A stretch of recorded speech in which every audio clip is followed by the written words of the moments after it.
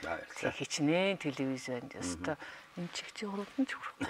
Тэрийг бол үнэ хэлж байгаа. Тэр талаараа бол. Тий. Үндэсний цонхоос өнөөдөр ч нэг та бүхэн ярьж байгаа өдөр Наурызын баярын өдөр тийм ээ. Танд баярын мэнд хүргэж байна тийм ээ.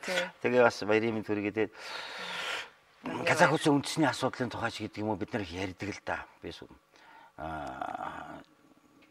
Ислам доктор магтартай уулзаж хариулахгүй байж болноор орж ирсэн. Ер нь энэ нөхцөл байдал өнөөдөр ямар шиг нөхцөл байдгийг бид нар чинь нэг л ард түмэн нэг л их оронтой энэ тухай бас ямар шиг нөхцөл байдаг юм бол та бол илүү их мэдрэмжтэй хэлнэ дээ. Тийм. Би бол өдний хүртэл бол өөрийгөө ямар нэгэн өөр үндэстэн гэж ер нь бодож яваагүй.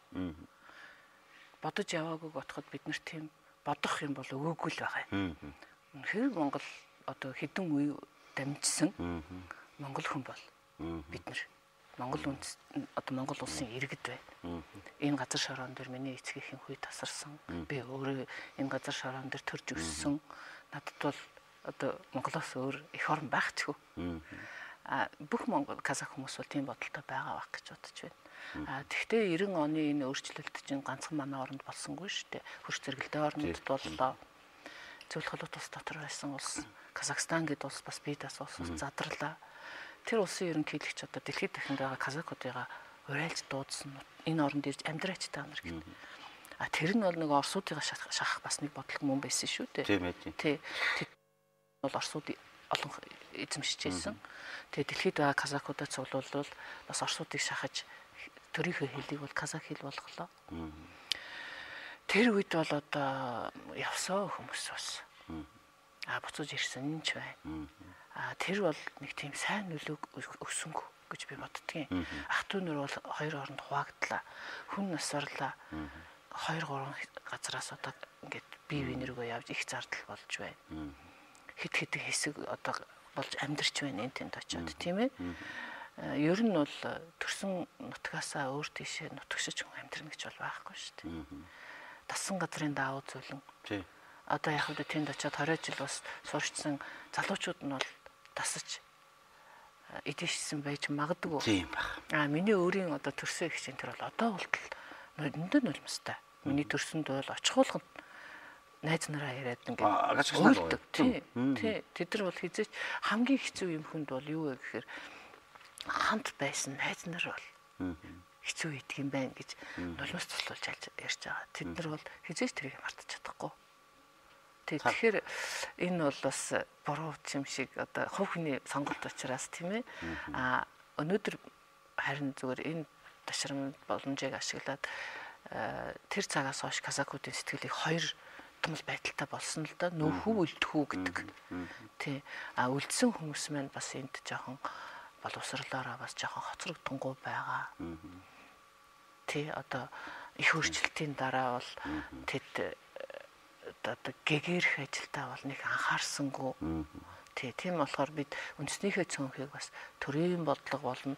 Иргэд маань өөрөө бас бөөцөөлж хамгаалж байхгүй бол цөөнх гэдэг чинь хэмзэг асуудал шүү дээ.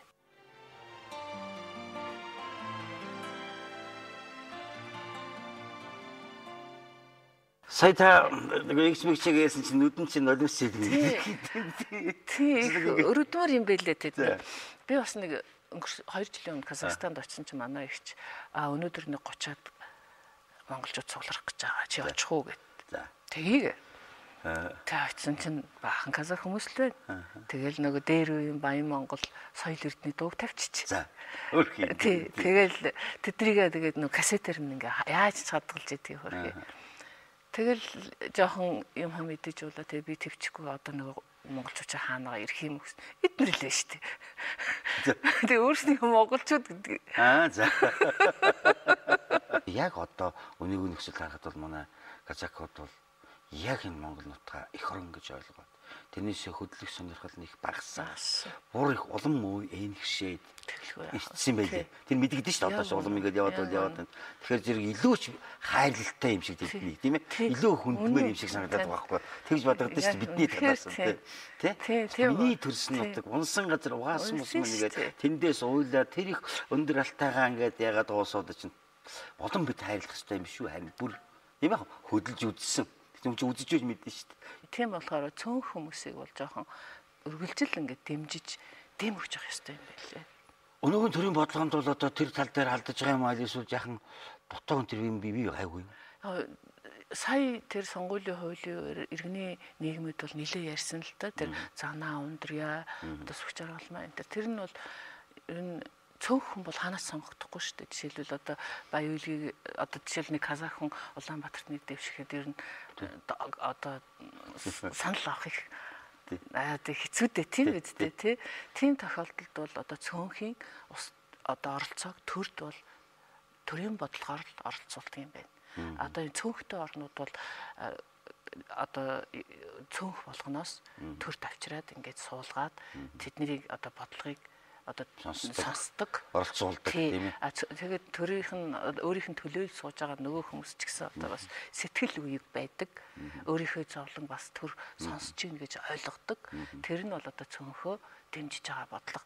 Тэр зүгээр аман дээр яриад байвал ханасч байлдаад одоо казах хүн бол халахчуудын дотроос бол сонгогдоход бэрх шүү дээ. За таавал хэвлэл мэдээллийн талаар нэлээн олон зүйлийг ярих хүн. Олон сайхан нийтлэгдсэн хэвлэл мэдээллийн байгууллагууд ажилласан үндэсний телевизийг өдөрдөж байсан юм.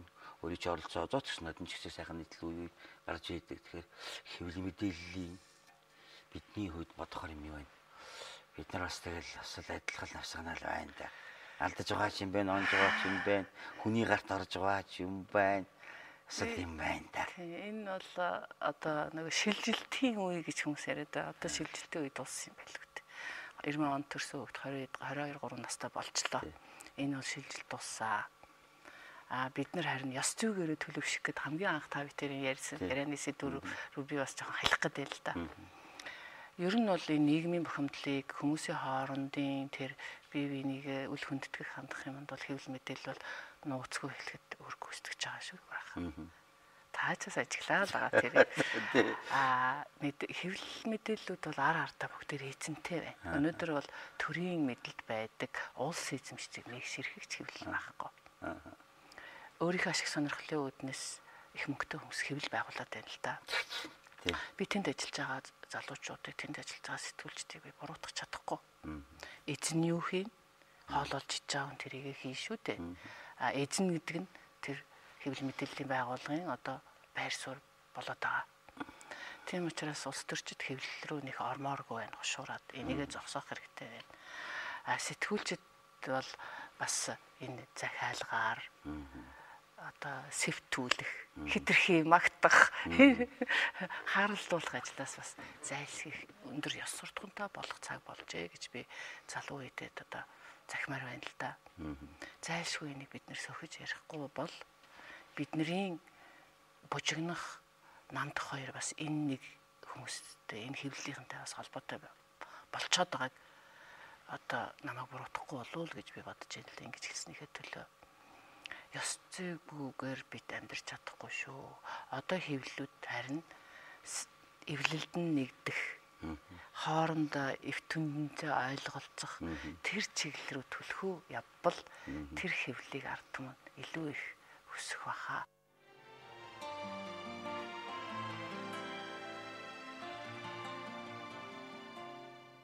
Манайх нэг муу зуршилтай нэг хүнийг ингээд их хатуу шүүмжилдэг ч юм уу муугаар хэлэхэд бол хусаад өгсөн байна. Ямар гоё вэ гэж бид нар баярлж шүү дээ. Юу гэсэн үг вэ те?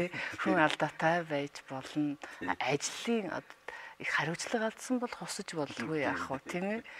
Эмзэг хувийн асуудлаар нь тийм ээ? Алдаа оноогоор нь хусна гэдэг чинь. Саниг бас агчаад нь гэдэг шиг зохиохгүй. Тэрэн дээр баярлахгүй бид нар гойнох ёстой байхгүй юу? Яаж байгаа юм бэ энэ хүүхд нэг ингэдэг. Гэхдээ яг хоёр хүн нийлс алга л та.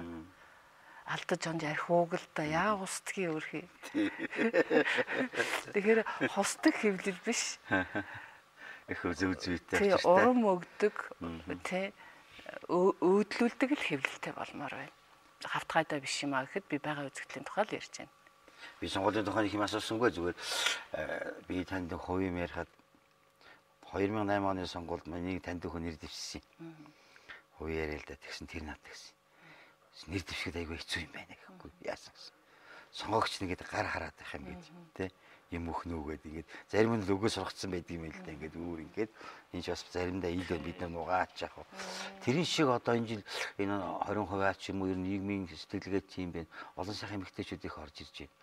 Тэгэхээр тэднэр дээрээ манай сонгогчдын гар марыг харахгүй байх хэрэгтэй шүү. Тэр шиг нэг өдөөтэй хүмүүс тэгж хэлэх хэрэгтэй байна л да. Бити хараарай зүгээр үгүй сонсоо. Арах хүнээс л харж байгаа.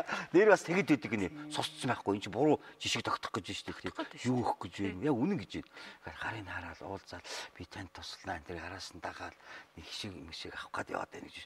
Сургацсан хүмүүсийн буруу байхгүй. Тэр чинь зүгээр хүүхнүүдээ бол ажиллахаар дэмжиж одоо яг тийм намаач гэснийх би мэдэхгүй юм даа өндөр тоо хэлээл сонгоод ордог тухай ярих юм мэдэхгүй. Үн ч юм уу терминээсээ хүртэл харж үзээд хүүхнүүдээ яхаа сонгогч гэсэн их яхаа ухаантай хараад хармаар санагдаж байгаа юм. Яг тэнийг асууж байгаа юм бол улс төр юм янз бүрийн байвал одоо нэр дэвшигч гэдэг юм тийм байвал тавралцах улс төрийн ажиллагааг орхихгүй ч гэдэг. Гар харах ажиллагааг бол одоо болиулахдаа бас хэвлэл үүрэгтэй шүү дээ. Одоо тань шиг юм нөлөөтэй хүмүүс ингэж гайхаад ингэж яриад байгааг бас сонсоод өө би буруу юм хийсэн юм байна. Энэ хэрэггүй. Нэг өдрийн уушиг юу гэдэг лээ нэг өдрийн уушиг. Хожим өгнөөс өнөдөр уушиг. Тий. Тэрийг бодох хэрэггүй шүү дээ. Тий, одоо гар харна гэдгийг бид өөрснөө сургасан байна. Улс төрчид өөрснөө бий болгосон байна. Тий. Ер нь бол монголчууд одоо жоохон залхуу байгаа шүү дээ. Та санал нийлэх байх гэж би бодсон тийм ээ. Яагаад ядуу байна? Тий, ядуур яагаад буурахгүй байна гэдэг маань яг үү ядуурлыг буурлах нийгмийн халамжийг одоо бодлого явуулах төрийн бодлого хэдий ч хувь хүн өөрөө хичээхгүй бол хичнээн мөнгө өгөөд тэгэл идэл тусчих шүү дээ. Тийм учраас энэ залхуурлыг төр зогсоох хэрэгтэй юм шиг байгаа байхгүй юу? Тий. Тэр нэг гар харна гэдэг чинь бас л нэг л байхгүй юу? Нэг өдрийнхөө хоолыг олчихж шүү дээ. Тэгээ буруу сонголт руугаа явж байна. Манай нэвтрүүлгээр гинт хэрэг шүү дээ. Тий. Манай нэвтрүүлгээр бүхэн холбооны нямдарж байгаа ярьж байгаа том бүхчүүдтэй оролцсон. Тэгээд бүхэн найраа яагаад гарсан гэсэн чинь яг үүндээ нэр хүнтэй хүмүүсээс эхэлсэн шүү дээ гэж гисэн. Тэрийн шиг гар харахч бас аваргуудаас эхэлсэн дач вэ шүү тий. За тэр яг хошигсэн. Тэгээд өнөөдөр наамарсан баяр өдөр. Та бас Монголынхон төр засагт өөрийнхөө хүчин болцоогоор зүтгэж яадаг Монголын сайхан ажил хэрэгч бисгүй. Нэгдүгээр баярын мэнд төргий, хоёрдугаар таны ажилд өөс хөтөл чинь улс төрийн ажил чинь хүсэл зорилго чинь амжилт хүсье. Залуу хүн төгтөө сайхан Монгол улс сайхан төлөө олон сайхан зүйлийг бүтээж хийж тойрж яваарай гэж ирвэдэг. Баярлалаа. Наурызын баярыг тохиолдуулан бас Казах түмэндээ би бас энэ цашаанаа ашиглаж баярын мэнд хүргэе. Бүгдээрээ элэг бүтэн сайхан амьдарцгаая. Монгол улсынхаа төлөө хоёр хүсэтгэлээр зүтгэцээ гэж хэлмээр байна. За баярлалаа.